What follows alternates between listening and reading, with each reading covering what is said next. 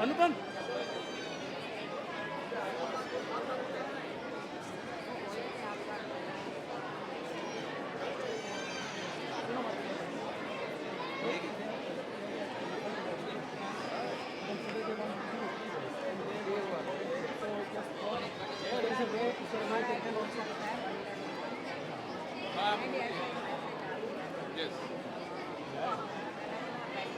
हाँ वापस है माता जी वो पहले से बता देता पर अपन उनको स्टेज पे लाते हैं तो ला सकते हैं यहाँ सब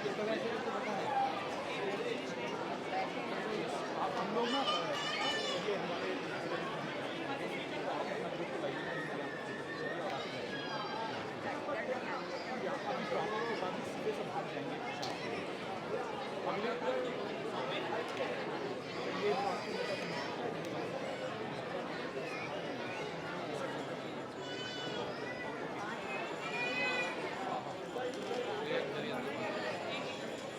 कैसे करते हैं माता जी ने कलेक्ट किया है कितने लोग हैं माता जी आप प्रभु जी के हाथ में दिखा स्टेज पे नहीं चलेगा तो स्टेज पे सब लोग चले जाएंगे इसने कंफर्म किया था स्टेज पे माता जी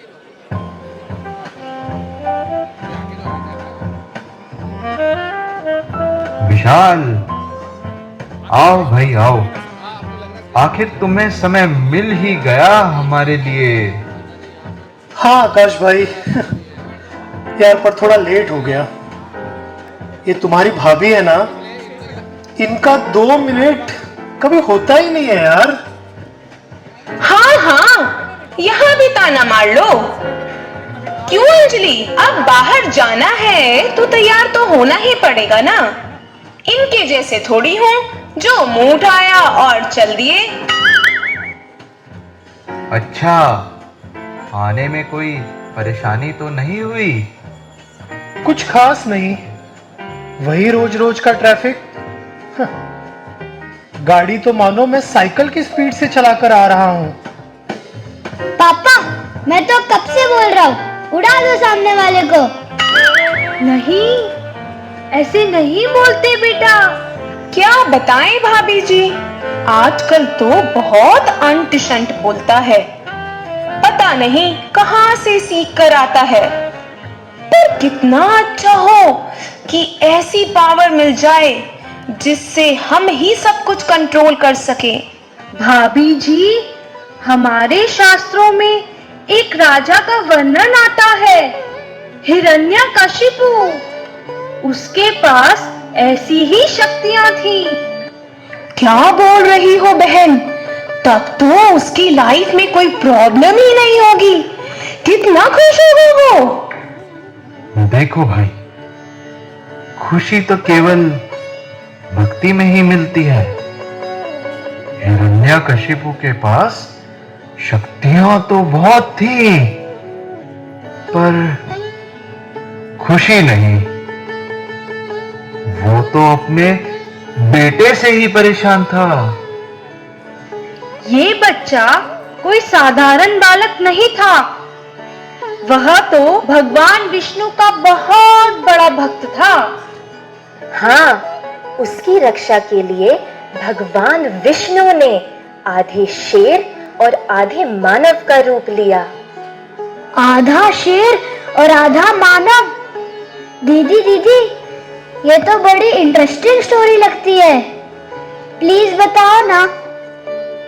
रहने दो बेटा, तुम इस्कॉन वालों की बहुत सी बातें समझ ही नहीं आती हैं।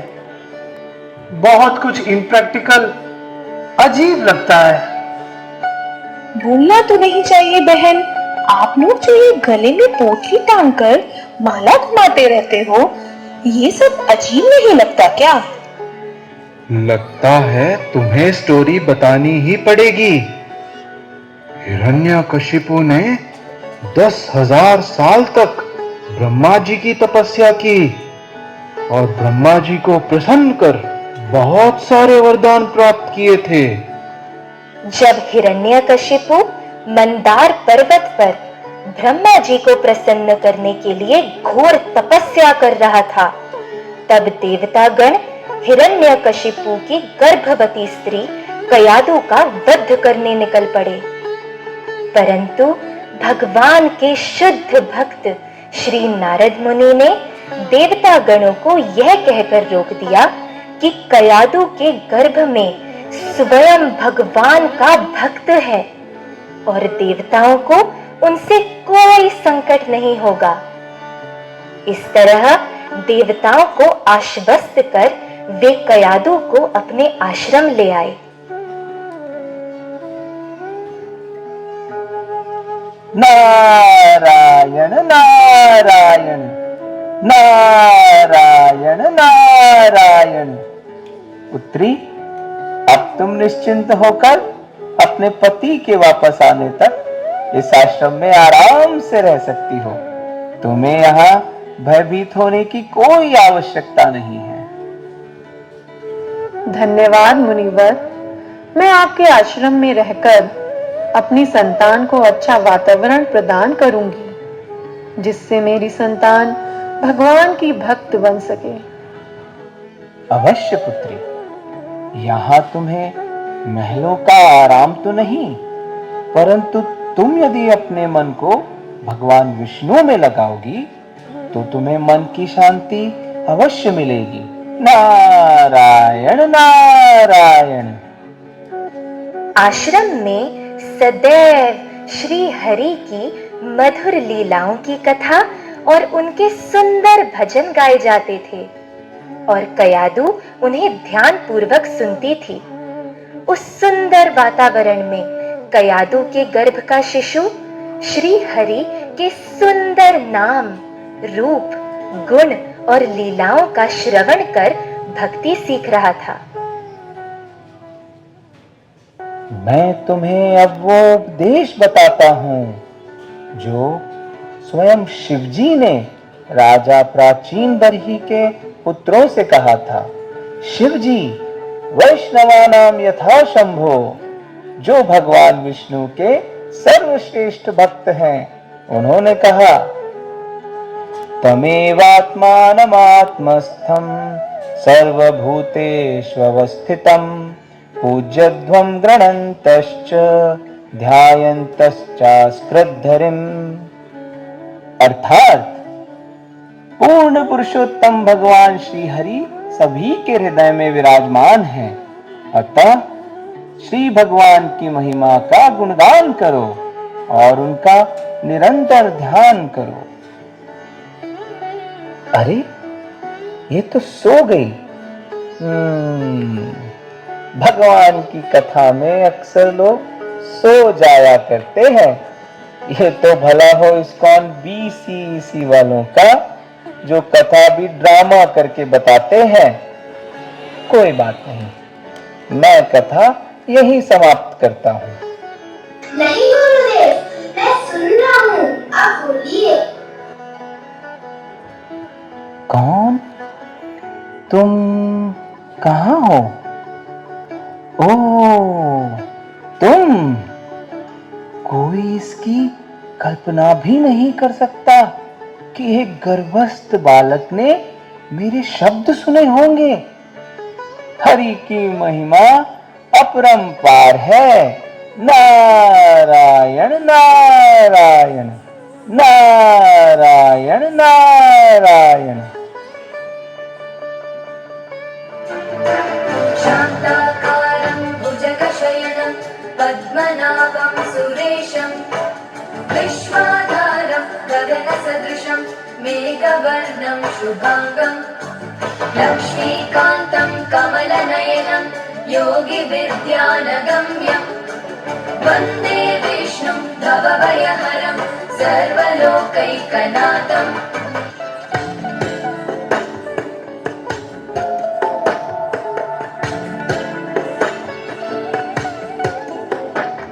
जगज्जालपालं कजत्कण्ठमालं शरच्चन्द्रबालं महादैत्यकालं नमो नीलकायं दुरावारमायं सुपद्मासहायं भजेऽहं भजेऽहं सदाम्बोधिवासं गदपुष्पं तत्सन्निवासं शतादिव्यवासं गदाचक्रशस्त्रं लसत्पीतवस्त्रं हसच्चारुवक्त्रं भजेऽहं भजेऽहम्।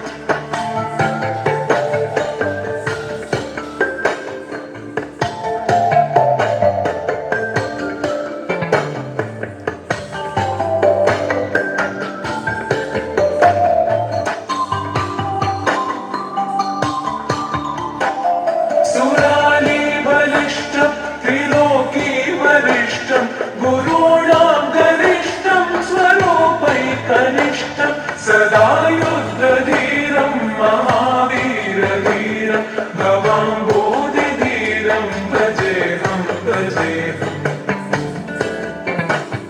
रमावामभागं दलालग्ननागं कृताधीनयागं ददारागनागं मुनीन्द्रैः सुभीतं सुरैः सम्परीतं गुणौघैरतीतं भजेऽहं भजेऽहम्।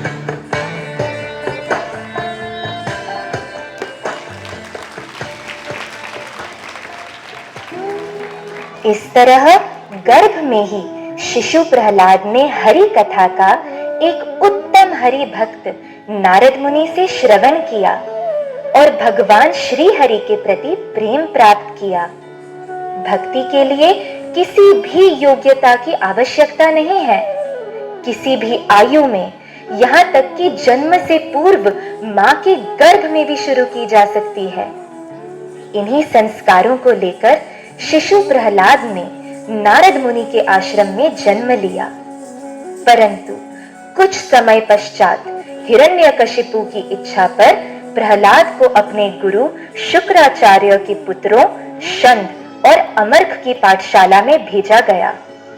उस गुरुकुल में छोटे बच्चों को छल, बल और कपट किसी भी तरह से सफल होने के पाठ पढ़ाए जाते थे।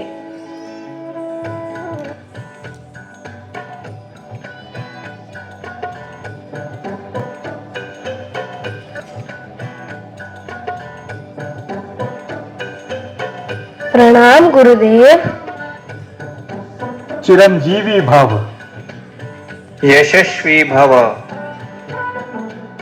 प्यारे बच्चों, जैसे हमने कल सीखा था, असुर पुत्र होने के कारण हमें ये ज्ञात होना चाहिए कि हमारे सबसे बड़े शत्रु हैं देवतागण और संक्षेप में विष्णु। और आज हम इस जगत में शक्तिशाली बनने पर चर्चा करेंगे। पहला तरीका है वैदिक संस्कृति और ब्राह्मणों का विनाश। अगर ब्राह्मण नहीं रहेंगे तो यज्ञ नहीं होगा, तो देवता स्वतः ही कमजोर हो जाएंगे और हम असुर इस संसार पे आसानी से शासन कर सकेंगे। तो बताओ, मेरे सामने 5 ब्राह्मण हैं और मैंने एक को मार दिया, तो कितने बचेंगे? एक भी नहीं। वो कैसे?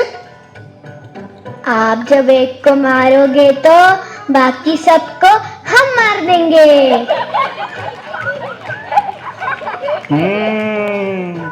बहुत चतुर हो। जब पूर्ण पुरुषोत्तम भगवान किसी जीव की भक्ति से प्रसन्न हो जाते हैं तो वह पंडित बन जाता है और वह शत्रु, मित्र तथा अपनों में कोई भेद नहीं मानता। हे पुत्र प्रहलाद, तुम झूठ मत बोलना और सच सच बताना। तुमने ये संदेश कहाँ से सीखे? मैंने ये ज्ञान महान संत श्री नारद मुनि से प्राप्त किया है, जो हमेशा श्री हरि की भक्ति में लगे रहते हैं। तुम्हारी बुद्धि इस प्रकार कैसे बिगड़ गई? चलो कोई बात नहीं, ये सब भूल जाओ। अब सब बच्चे जो हमने सिखाया है उसका अभ्यास करो। हम थोड़ा विश्राम करके आते हैं।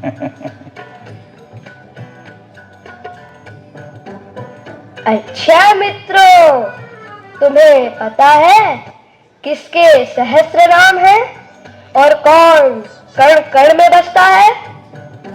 कण कण में हिरण्यकशिपु। यह मनुष्य जीवन जीव को भगवत धाम वापस जाने का अवसर प्रदान करता है। इसलिए प्रत्येक मनुष्य को भगवान श्री विष्णु के चरण कमलों की भक्ति करनी चाहिए।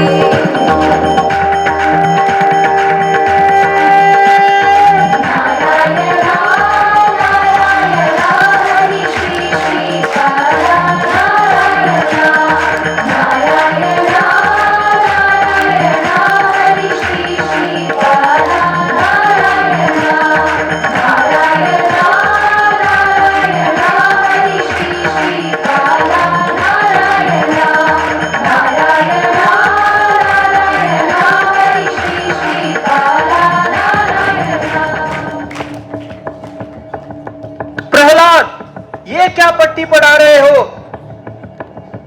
हे ब्राह्मणों, जिस प्रकार चुंबक से आकर्षित लोहा उसकी ओर स्वतः ही चला जाता है, उसी प्रकार भगवान विष्णु की इच्छा से मेरी चेतना उनकी ओर आकर्षित हो गई है। अरे, मेरी छड़ी तो लाना। ये हमारे नाम पर पट्टा लगा रहा है। रुको रुको षंड रुको, ये दैत्यराज का पुत्र है। अब महाराज ही इसका निर्णय करें तो अच्छा होगा। हिरण्यकशिपु को जब पता चला कि प्रहलाद उनका लाडला पुत्र गुरुकुल में हरि भक्ति कर रहा है और इतना ही नहीं दूसरे बालकों को भी सिखा रहा है, तो उसने प्रहलाद को मारने के लिए अनेक युक्तियां लगाई। उन्हें हाथी के पांव तले कुचलना चाहा, जहरीले सांपों से घिरे कमरे में बंद किया, पहाड़ की ऊंची चोटी से फिकवाया, पर भगवान श्री हरि ने अपने शुद्ध भक्त की हर संकट से रक्षा की। अपनी योजना सफल न होते देख हिरण्यकशिपु ने गुरुकुल के पुरोहित को आदेश दिया और फिर अमर्क, अब हम इस यज्ञ से कृत्या को बुलाएंगे और वो इस प्रहलाद को नष्ट कर देगी।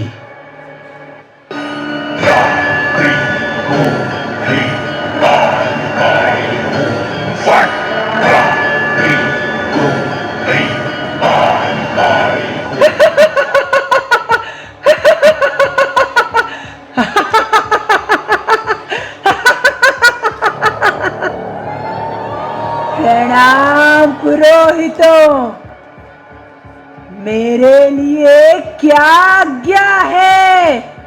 मुझे यहाँ क्यों बुलाया है? हे कृत्या, हमारे महाराज हिरण्यकशिपु का आदेश है कि इस बालक प्रहलाद को मार दिया जाए।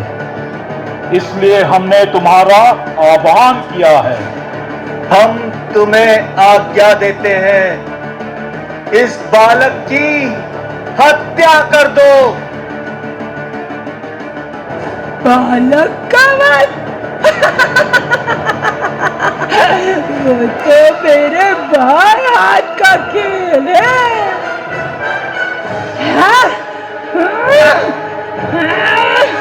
हरे कृष्णा कृष्णा कृष्णा हरे हरे, हरे राम राम राम हरे हरे, हरे कृष्णा कृष्णा कृष्णा हरे हरे, हरे राम राम राम हरे हरे। मेरे अस्त्रों और शस्त्रों का इस पर कोई असर नहीं हो रहा। ऐसा नहीं हो सकता। पुरोहितो, वो कोई साधारण बालक नहीं है। मैं उसका बाल भी बांका नहीं कर पाई। इसीलिए अब मैं तुम्हें मारूंगी। कृत्या जब भी आती है, मृत्यु साथ लाती है।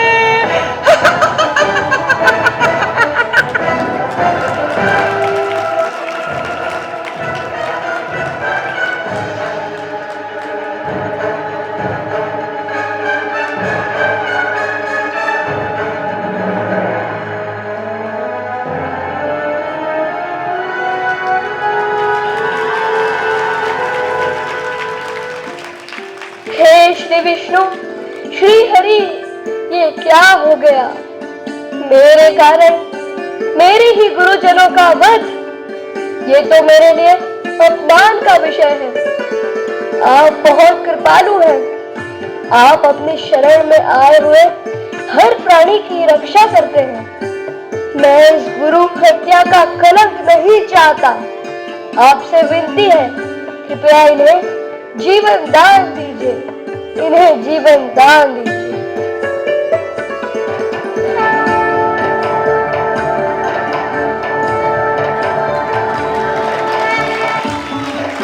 तो देखा आपने, भगवान के भक्त कितने दयालु होते हैं। जो शंद और अमर्क प्रहलाद महाराज को मारना चाहते थे, उन्हीं को जीवन दान दिलवाया। चेतना प्राप्त होने पर शंद और अमर्क ने सोचा, ये बालक तो दिव्य है और उसकी रक्षा भगवान स्वयं कर रहे हैं। उन्होंने यही उचित समझा कि उसे महाराज के सामने उपस्थित करना चाहिए और वे दोनों उसे राजमहल ले गए।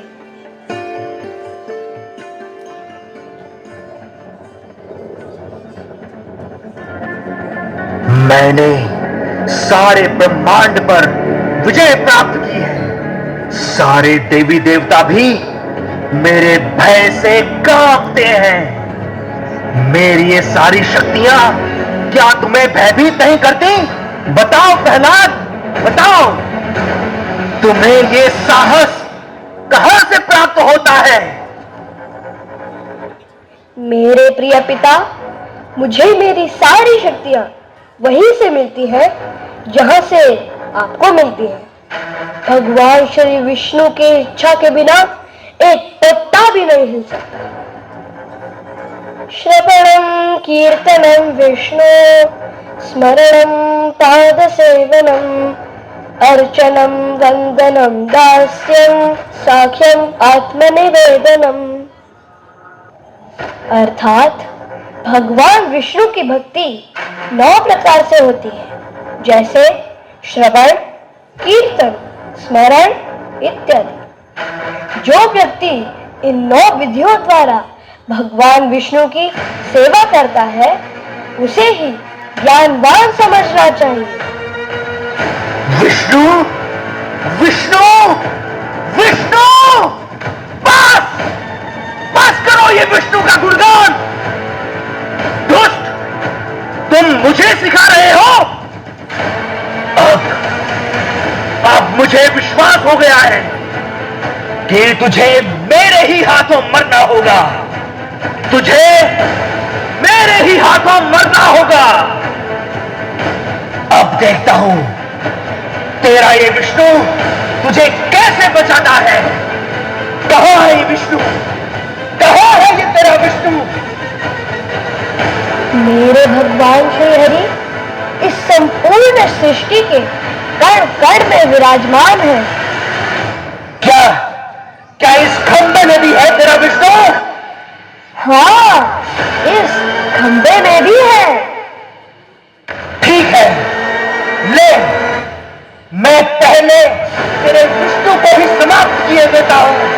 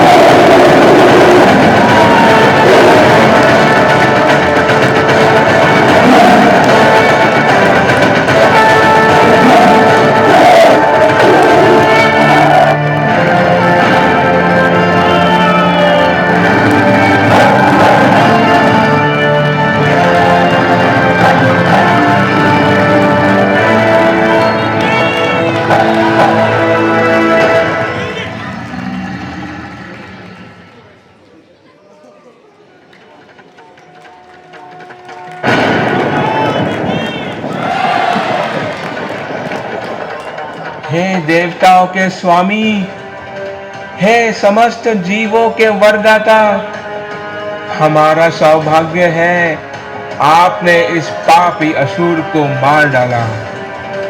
मेरे वरदान के कारण यह वैदिक आदेशों का उल्लंघन करने लगा था। हे ब्रह्मा, जिस तरह सांप को दूध पिलाना घातक होता है, उसी तरह असुरों को भी वर प्रदान करना घातक होता है। तुम्हें सचेत करता हूं फिर कभी ऐसा वरदान मत देना। हे माते, आपसे हम सब विनती करते हैं, प्रभु को शांत कीजिए। ना बाबा ना, मैंने कभी इनका ऐसा उग्र रौद्र मतलब अद्भुत रूप नहीं देखा। मैं इस अवस्था में इनके पास नहीं जाने वाली। आप कोई दूसरा उपाय करें मुनिवर। पुत्र प्रहलाद, भगवान श्री हरि तुम्हारे लिए ही इस रूप में अवतरित हुए हैं। अब तुम्हें उनसे प्रार्थना करो।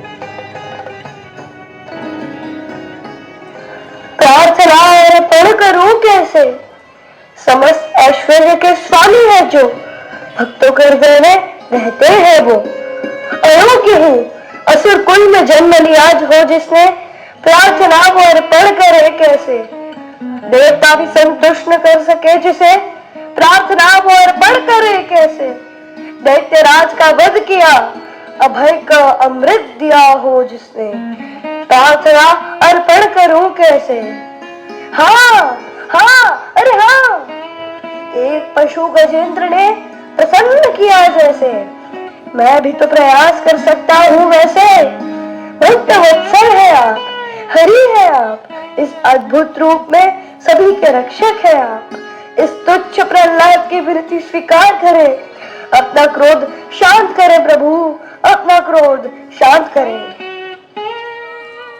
मेरे प्रिय प्रहलाद, ये मेरी लीलाएं सभी जीवों को आनंद प्रदान करने वाली हैं। मैं विभिन्न अवतारों जैसे मनुष्य, मत्स्य और कच्छप के रूप में प्रकट होकर असुरों का विनाश करता हूँ। मैं तुमसे अत्यधिक प्रसन्न हूँ पुत्र, मुझसे वर मांगो। नहीं प्रभु नहीं, असुर कुल का बालक समझ आप मुझे किसी वरदान का प्रलोभन ना दे। मैं देवताओं की तरह आपके इस अद्भुत रूप से नहीं, बल्कि अपनी सांसारिक इच्छाओं से पहले ही भयभीत हूँ। ठीक है वत्स, मैं तुम्हें आशीर्वाद देता हूँ। तुम हमेशा अपने मन को मुझ में लगा सकोगे और मेरी लीलाओं का कीर्तन करोगे। इतना ही नहीं, जो भी जीव इस मधुर लीला का श्रवण करेगा उसका कल्याण होगा।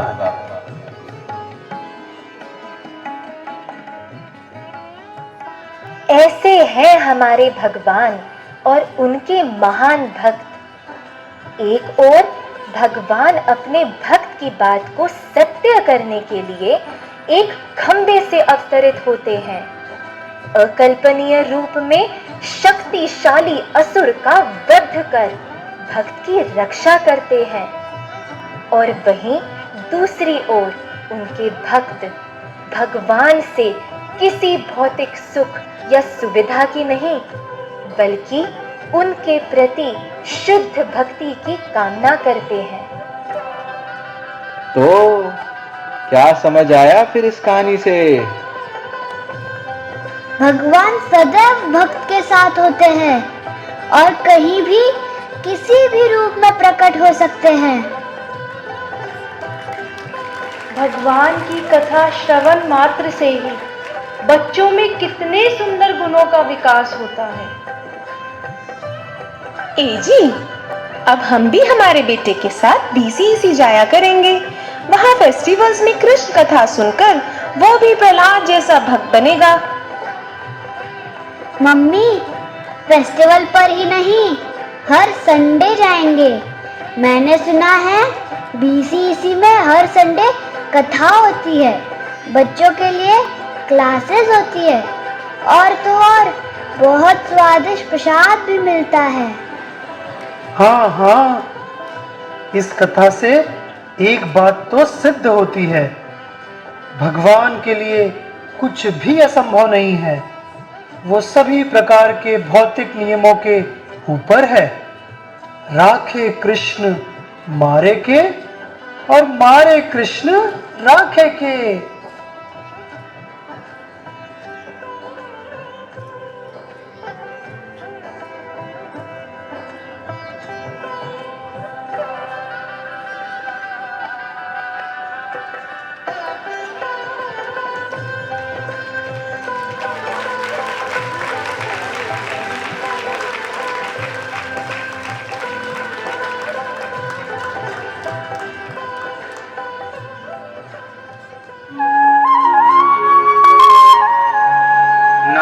नमस्ते नरसिंहाय नमस्ते नरसिंहाय नमस्ते नरसिंहाय नमस्ते नरसिंहाय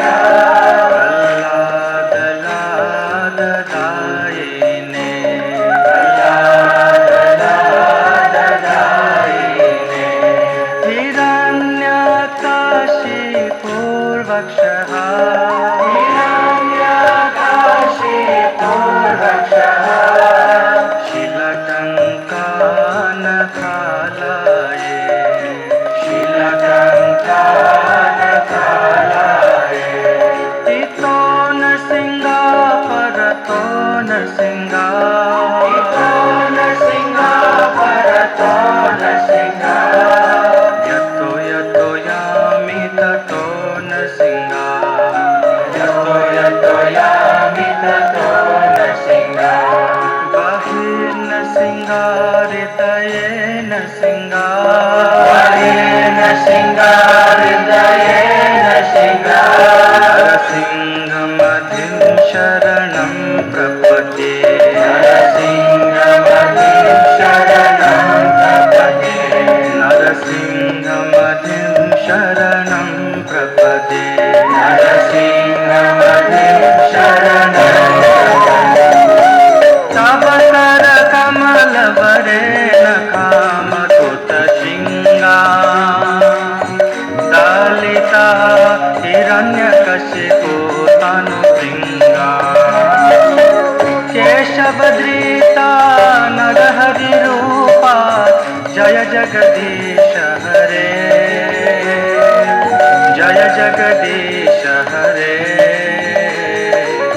जय जगदीश हरे नरसिंहदेव नरसिंहदेव नरसिंहदेव जय नरसिंहदेव जय नरसिंहदेव नरसिंहदेव नरसिंहदेव जय नरसिंहदेव जय प्रह्लाद महाराज प्रह्लाद महाराज प्रह्लाद महाराज जय प्रह्लाद महाराज जय प्रह्लाद महाराज प्रह्लाद महाराज प्रह्लाद महाराज जय प्रह्लाद बोलो नरसिंहदेव भगवान की। भक्त प्रहलाद महाराज की।